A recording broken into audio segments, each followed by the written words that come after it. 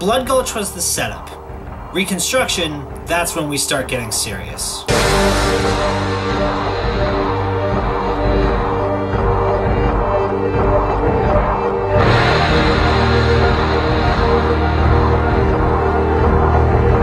The end of Blood Gulch and the launch of Halo 3 brought a new era to machinima as a whole, and paved the way for the next arc of Red vs. Blue.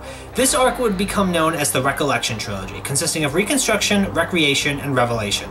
This is where the series really hits the ground running and starts fucking with some heads. And boy, our heads fucked with this one. Reconstruction is by and large considered to be one of the best and most influential seasons of the entire series, and by the end of this retrospective, I'm sure you will see exactly why. When we start off, it's been 14 months or so since the end of Season 5. We discover that Tex's ship crashed in a valley occupied by another set of red and blue soldiers, much like the ones at Sidewinder and Battle Creek. Kill the Reds! Kill the Reds! Kill the Reds! Kill the Reds! Well, okay, maybe not like those ones. Apparently the bodies were recovered by Blue Team, who then began to act odd.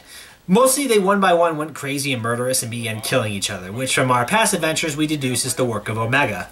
But then we hear of another, a human creature known only as the Meta, that came through and tore the rest of the canyon apart, leaving only one red soldier alive to report the story to a shadowy figure known only as the Counselor, voiced by Asaf Ronan. The red soldier is led away when... What's this? A soldier that possesses more than the intelligence of a deer crossing the highway? A soldier that's actually threatening? A soldier that doesn't make me want to beat everyone with a 2x4?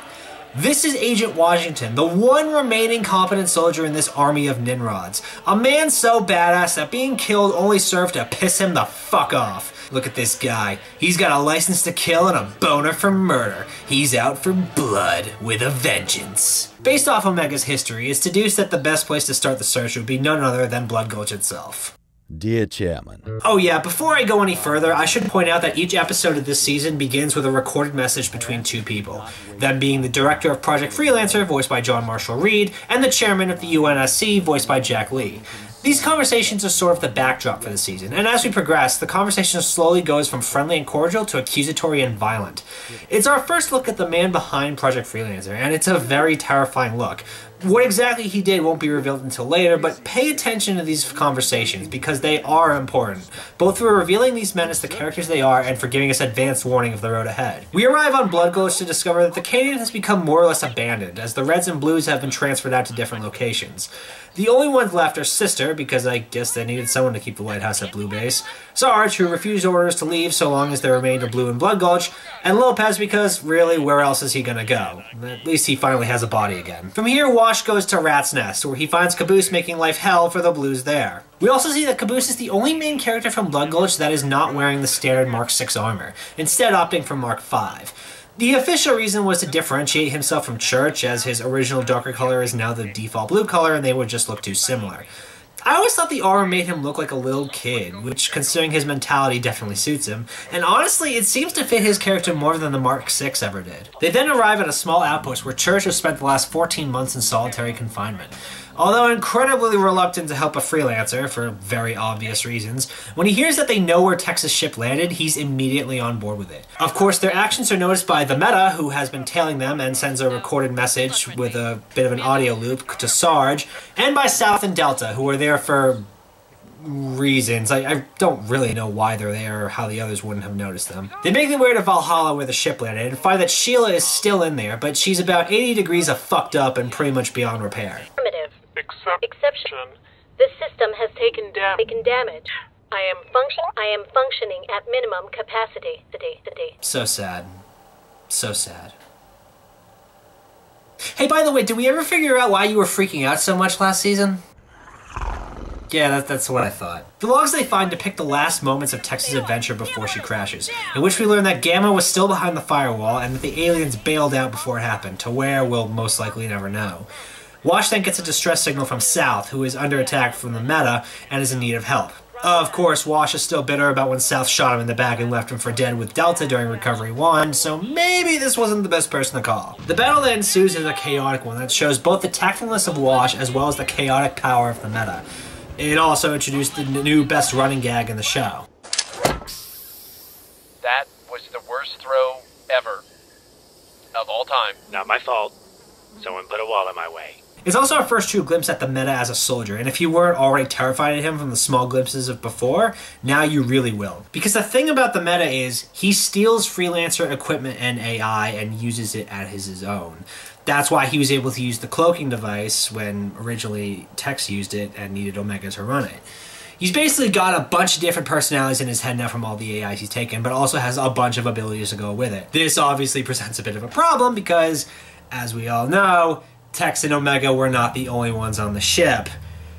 Wyoming's helmet and Gamma were also on board. Fortunately, the Meta's armor seemingly cannot handle all that power because it shuts down before you can get the kill shot off, and is forced to retreat, leaving Delta to ride with Caboose and South to... Oh, come on, Wash. What are you gonna do? die of bullet to face. As Wash disposes of the body, we start to get a bit of an idea of these AI experiments. This is one of our first clear glimpses into what Project Freelancer did. We saw some vague glimpses before, but now we see that the AI experiments may have been a little more complicated than simply sticking one in a helmet and seeing what would happen. It also establishes the director as a sadistic son of a bitch, planting 2 AI in one helmet, that helmet being Agent Carolina, whom we've heard mentioned briefly back in Season 5, but only that she was dead. Oh well, I'm sure she won't be important later. We also hear a little bit about the mother of all AI, the one that drives all the AI the most, the Alpha. They get obsessed with the idea of it. It seems like it's all they care about sometimes. But if the Alpha is what drives all the AI, why didn't it drive Omega and Gamma? Why all that shit with the aliens and the Great Prophecy? Just then, Wash gets a call. Okay. It's Agent Maine, Wash. What? Please confirm last transmission, Agent Washington. Maine? How can that be? Please confirm Recovery 1. Yeah, it's him. It's the Meta. What? Command, give me those coordinates now. The Meta is a freelancer? Well, it makes sense. I mean, the only person we've ever really seen use AI outside of a random soldier who was possessed against his will are freelancers, so it makes it really only obvious that a freelancer would be handling all of this. My only question is, how did Wash and South not recognize him?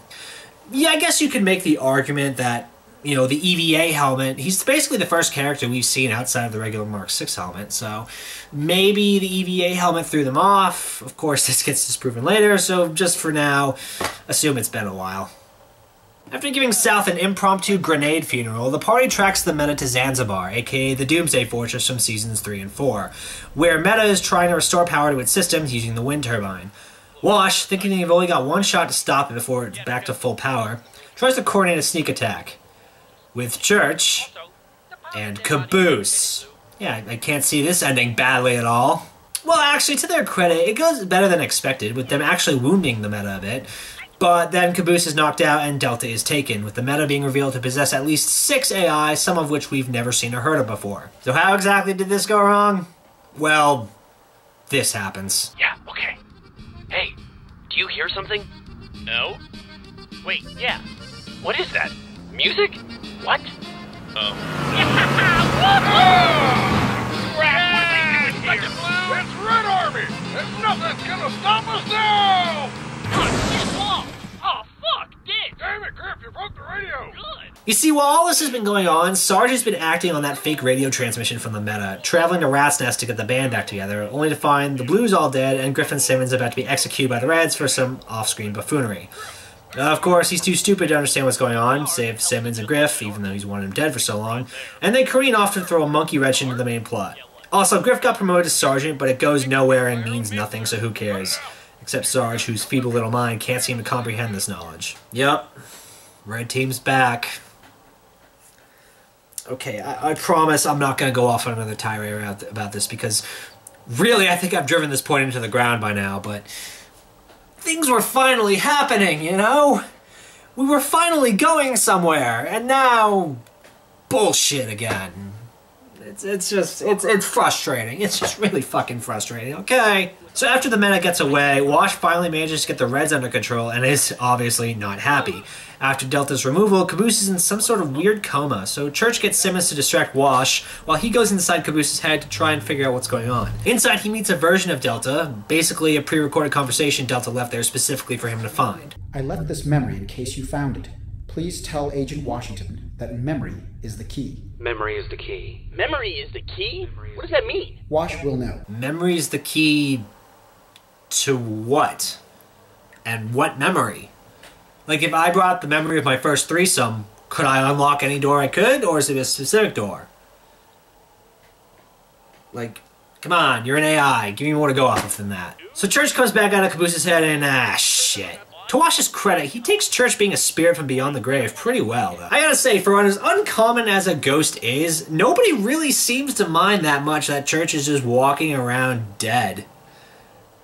And come to think of it, when did the Reds find out about him? Because I don't recall there ever being a scene where he outright showed them he was a ghost. Maybe it was an off-screen thing? I mean, I guess they kind of saw him go into Caboose's body back in Season 5 finale, but I don't know. Who cares? Who cares? But when Church explains the message from Delta, Wash immediately decides to head to Command because apparently he's just smart like that. And also because the Alpha's there. First they return to Valhalla to scrounge up some vehicles for the trip, but as the place is still overrun by guards, they have to resort to fighting their way through. In order to get the Reds to help, Wash agrees to demote Griff back down to private, or rather some fake made-up completely demeaning rank, but honestly, who gives a shit? This fight really does nothing conclusive except further prove that Wash is a badass motherfucker with balls of titanium. Dude takes down a Hornet with just a battle rifle. I think even the Master Chief would start getting a raging hard-on watching this. I know I did. Okay, now can we go? While all this is going on, Church sneaks into Blue Base to try and find out what happened to Tex. She's like me, Wash. I know all about her, Church. Come on, you're not gonna find anything in here. But where is she? She should be here, right? I mean, shouldn't she? We've all lost people, Church. What's important is that you remember her. It is rather strange that Tex hasn't shown up yet. Because she wouldn't just not appear. I mean, yeah, she's taken off on them before, but that always had a reason to it, like some kind of a purpose, like she was tracking down Wyoming or something. So the fact that she hasn't shown up now means that either she doesn't want to, or she can't. If she doesn't want to, where would she go? Like the afterlife? And if she can't, then what happened to her? Because Omega got out. We heard all about his little escapade, but where was Tex during all of that?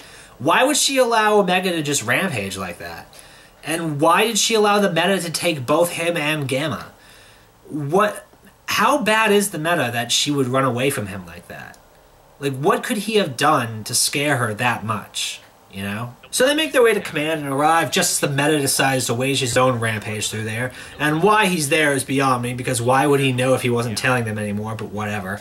Wash takes Church off to find the meta, leaving the Reds and Caboose to hopefully not blow up the world in the time that they're gone. Well, considering what happened last time, I'm not optimistic. Two things happen during this. One, Griff intercepts a message from a very familiar sounding voice. Tell them we found what we're looking for and it's under the sand. Send help now. Okay. I got it. As soon as they get back, I'll be sure to grab them and slip it to them. Yeah, slip it to them. Bow chicka bow wow. Oh, well, I'm sure that won't be important at all in the future. And two, Simmons discovers he can hack into Command's records and find information on the Reds and Blues. And Sarge gets what is either the brightest or dumbest plan he has ever come up with. I want you to erase the blues. What, you mean like the blues from our canyon? No, Simmons, all of them. Gone. Erased. As in wiped off the map. Kablooey. Terminate process. Sir, you just blew my mind. I mean, it's not the worst idea I've ever heard of. I mean, erasing them from the archive does deny them resupplies and artillery support from Command, obviously giving an advantage to Red Team. On the other hand, Command wasn't really doing much to help to begin with, so really it doesn't really do anything because they're still going to have to fight the Blues regardless. I don't know. I guess I got to give them some credit because it's not the worst idea I've ever heard of, but it's still pretty fucking dumb. Wash and Church make their way to an archive room, whereupon we discover Wash's real goal. This is the Alpha? No. This is not the Alpha. No. Well, what is it? This is Epsilon. This is my AI. It turns out, are you sitting down, that the director abused the Alpha AI, subjecting it to impossible scenarios and essentially torturing it to the point that it forced itself to fragment itself. That is what the other AIs are. Fragments, each a different part of Alpha's being. Delta was logic, Omega was rage, Gamma was deceit, etc. And Epsilon? Well, Epsilon was Alpha's memories. See, when Epsilon allegedly committed suicide in Wash's head, he got flashes of what the director did to Alpha, all the torture and fragmenting, and the experience was so traumatizing that it's the reason he doesn't use an AI. But the plan was to break Epsilon out and bring it to someone who can use the knowledge to take down the director. As for the Alpha, well, he's not actually here. Apparently at one point, a group of freelancers tried to break him out, but when that failed, the director moved him somewhere else. And here is where I have to stop for a moment, because, you know, I like to have fun when I do reviews, and I don't really worry too much about going into spoiler territory, because the way I see it, and this is a policy I've had from the very beginning of making videos way back in 2008, the way I see it, if you're watching a review of something, either A, you've already seen the product in question and you're looking to see someone's opinion on it, or B, you haven't seen it, in which case you should know exactly what you're getting yourself into. However, I do have exceptions. I have exceptions where I will give a warning before I go into the really big spoiler stuff. And this, by far, is one of those exceptions.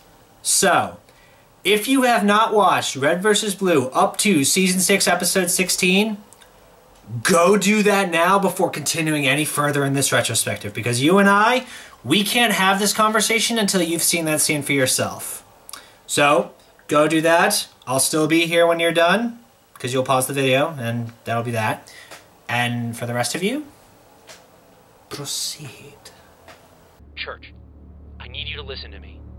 Delta was the logic. He was able to figure out things before anyone else.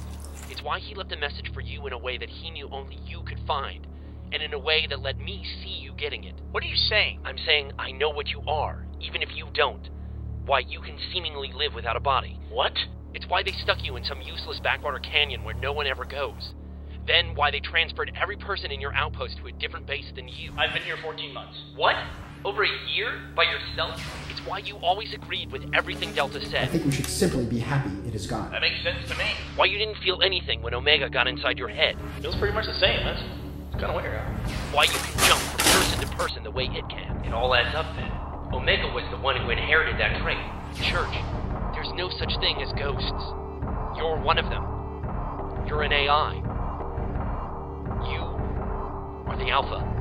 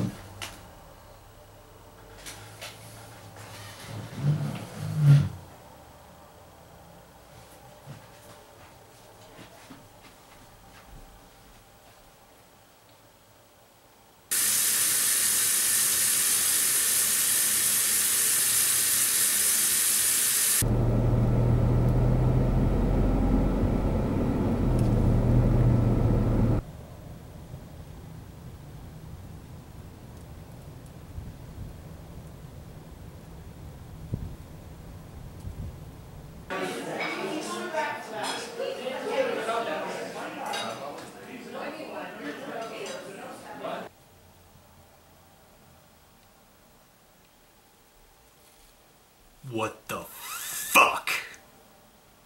This is one of my favorite plot twists ever. Possibly one of the greatest plot twists of all time, and that's including Prison Island from Xenoblade Chronicles.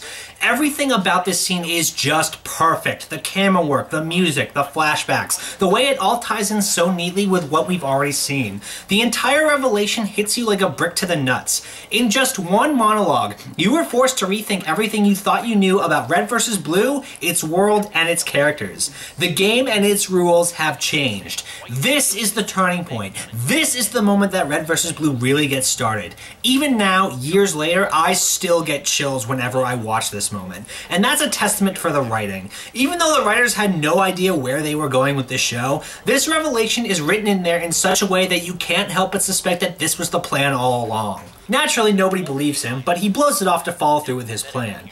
The Reds and Blues will take Epsilon to the UNSC in order to bring the director's actions to light. Wash, meanwhile, will activate an EMP. Oh, you mean an imp? No EMP, you morons. And pretty much wipe out the base and everything else inside it. They leave, Wash goes to activate the EMP when... There's someone else here who would like to speak with you. Well, hello, Agent Washington. This conversation always interested me. We never revisit the relationship between Wash and the director, but it hints that this was a man that Wash once respected, maybe even loved as a parental figure. We never really get into the backstories of why the freelancers were picked for this unit, but it's implied that they all came from less favorable backgrounds, and the director choosing them was essentially him giving them a fresh start on life, a new opportunity to make something of themselves. He gave them shelter and purpose when they needed it. Could you imagine what kind of mental and emotional toll that would take on someone when they find out that the man who gave them everything was guilty of committing heinous acts on a being, artificial or otherwise? How would you cope knowing that this man you trusted was capable of going to such extremes? Screw the Epsilon incident, Wash could be granted Section 8 just for his daddy issues alone. Things look bleak when the Meta attacks Wash, when suddenly... You know, Meta, why wait? Why don't you meet him right now? Hi there.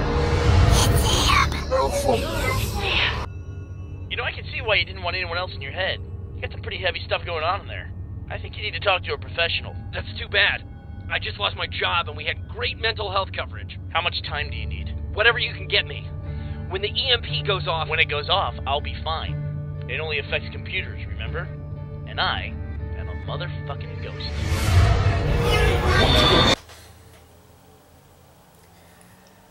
There have been many fan debates about whether or not Church had finally accepted what he was at the moment in time when he jumped into the Meta's helmet, or if he still to the very end believed he was a ghost and that he would be okay when the EMP went off.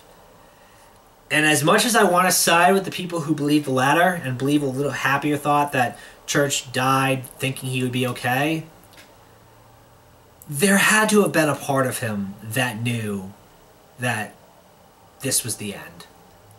That there was a very, very good chance he was not going to walk away from this one. And I don't know how that makes me feel, for the most part, but if it is the first one, then Church's last act was finally doing something. Was not just running away or letting someone else do it. It was him doing it himself. And I like to think that he at least died with a clear conscience. I hope, anyway. I really do. The EMP goes off and the AI are wiped out, with the fates of Wash and the Meta being unknown. We end the season with Project Freelancer officially being shut down, and an arrest warrant being made for the director, while we find the Reds and Caboose now settling into their new homes on Valhalla.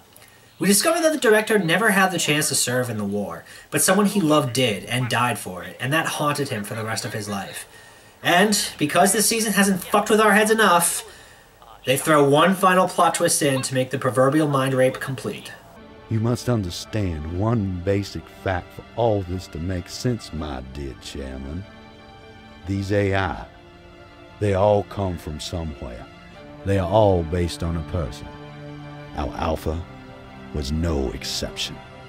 And while the law has many penalties for the atrocities we inflict on others, there are no punishments for the terrors that we inflict on ourselves.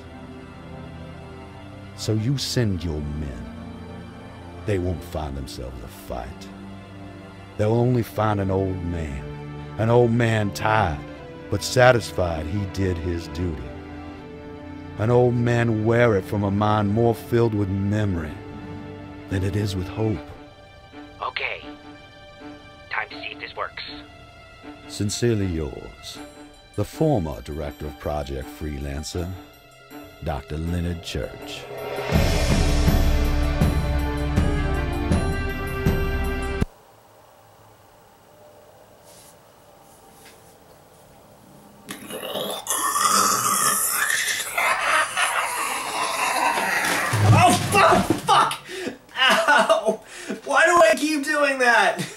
Why?